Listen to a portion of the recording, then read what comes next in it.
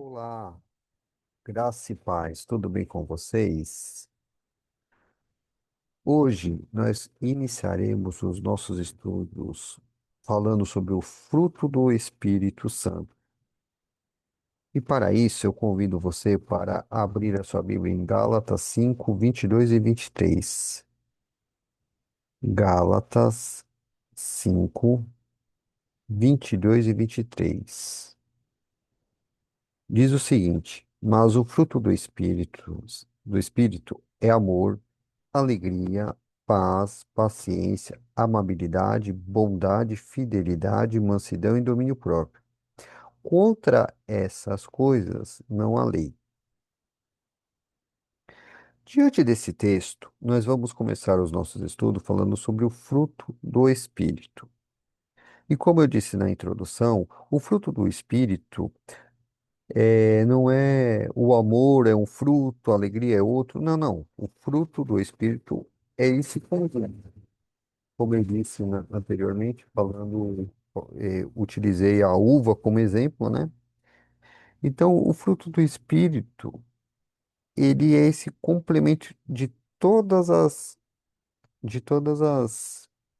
essas qualidades, certo? Então, hoje nós vamos falar sobre o amor.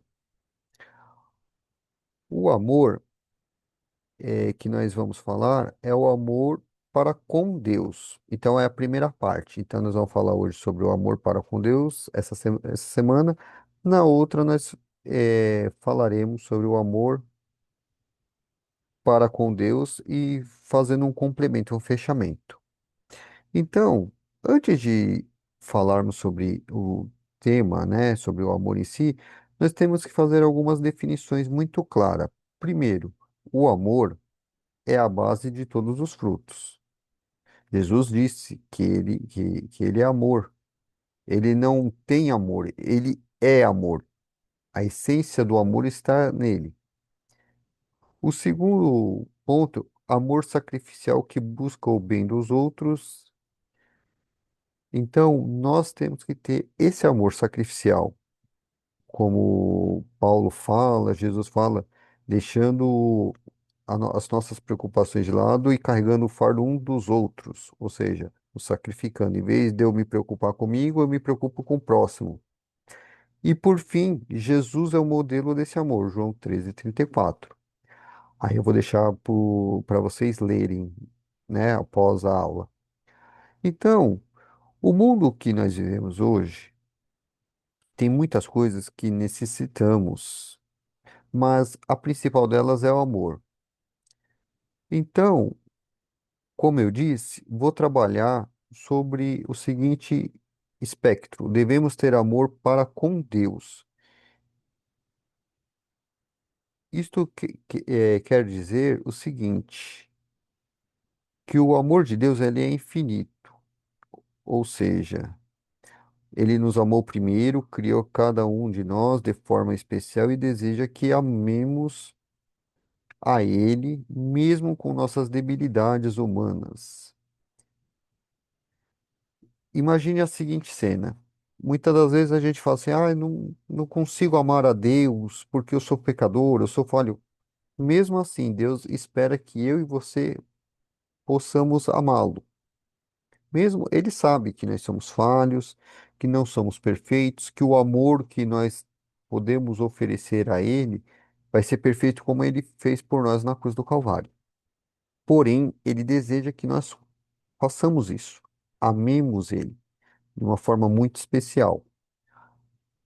E para a gente entender um pouquinho isso, vamos ler Mateus 22, versículo 37 a 39. Mateus 22, 37 a 39. Diz o seguinte: Respondeu Jesus: Ame o Senhor, o seu Deus, de todo o coração, de toda a tua alma e de todo o seu entendimento. Este é o primeiro mandamento. E o segundo é semelhante a ele: ame o seu próximo como a si mesmo. Jesus está aqui numa conversa com o escriba e ele pergunta qual é o maior mandamento. Os escribas cumpriam os mandamentos do Senhor. Ele perguntou a nível de conhecimento, não foi uma pergunta para testar Jesus, como os fariseus faziam. E ele fala, ó, você deve amar a Deus sobre todas as coisas e ao próximo. Então, o que cabe a nós na questão, no quesito amor, é primeiramente amar a Deus e amar ao próximo.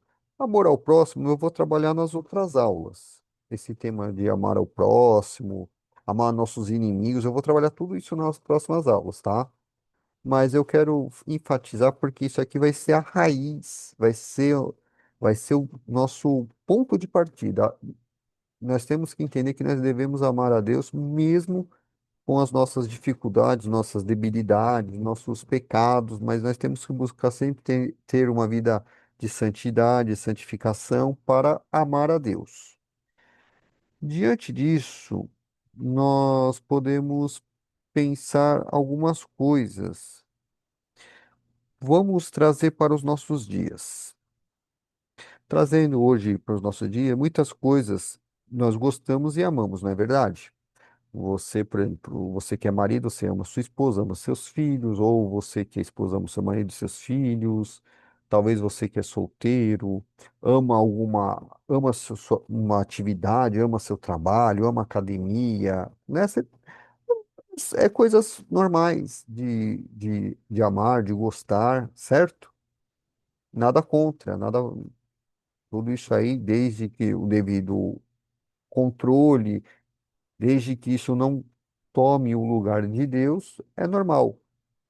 Agora, diante disso, a pergunta que fica é o seguinte: amamos a Deus conforme amamos as demais coisas? Será que as coisas que amamos ocupam o primeiro lugar das nossas vidas? Por isso que eu citei Mateus 22, 37 a 39. Porque nós devemos amar a Deus sobre todas as coisas. Não é, eu amo a minha esposa, eu amo meu filho mais que. Não, não. Deus é o primeiro lugar. Deus tem que ser o centro. Por isso que eu utilizei o tema sugerido da nossa aula é amor para com Deus, ou seja, é o nosso amor para com Ele, certo?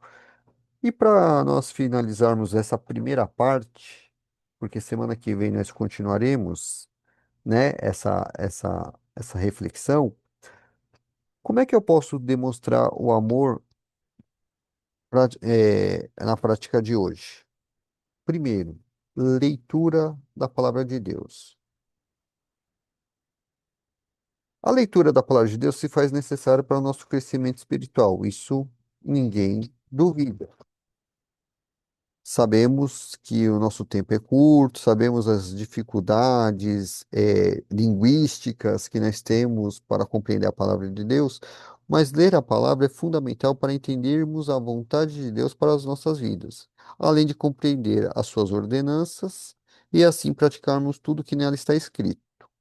Logo, para eu saber como eu devo amar o próximo e como eu devo amar a Deus, como eu devo servir a Deus, eu tenho que ler a Bíblia. Se eu não ler a Bíblia, eu não vou saber. Ou vou até servir a Deus, mas de uma forma errada, equivocada. O segundo ponto aqui para nossa reflexão, é termos uma oração diária. Muitas pessoas até leem, estuda, memoriza versículos, fazem devocionais, né? Porém, menospreza a disciplina espiritual da oração diária. Um grande escritor chamado A. W. Tozer diz o seguinte: eu me recordo de um homem de Deus a quem foi perguntado: o que é mais importante, ter a palavra de Deus ou orar? Então é uma pergunta. O que que é mais importante? É eu ler a palavra ou eu orar? Então esse homem que ele está citando diz o seguinte, respondeu: o que é mais importante para um pássaro? A asa direita ou a asa esquerda? Obviamente, para um pássaro ou para um avião mesmo, as duas asas se faz necessária. As duas asas é importante. Se o avião ou o pássaro não tiver uma asa, nem a asa direita ou nem a asa esquerda, ele não vai voar. Então, desta mesma forma, o servo do Senhor, a serva do Senhor, os filhos de Deus, tem que ter isso em mente. A Bíblia e a oração andam lado a lado. É como fosse uma asa, um fosse a asa direita, o outro fosse a asa esquerda. Independente, você imagine a forma que você queira. Assim, o lado, né? O lado que você queira. Independente disso, o importante é as duas asas. Então, as duas disciplinas, tanto leitura, meditação, devocional, como a oração, fazem parte para que eu possa amar a Deus. Por fim, e diante de todo esse estudo que nós vamos continuar na próxima semana, que possamos amar a Deus sobre todas as coisas, aplicando-nos à leitura da palavra, praticando-a e orando de forma diária, orando não somente por nós, mas também para os nossos parentes, amigos, vizinhos, irmãos em Cristo, para que dessa forma possamos nos achegar mais próximo de Deus e demonstrar o nosso amor a Ele. Vamos orar para terminar esse estudo. Senhor Deus, na tua presença, Pai, queremos ser gratos por mais esse dia e obrigado pela tua palavra, meu Pai. Nos ensine, Pai, nos ajude a amar a Deus sobre todas as coisas.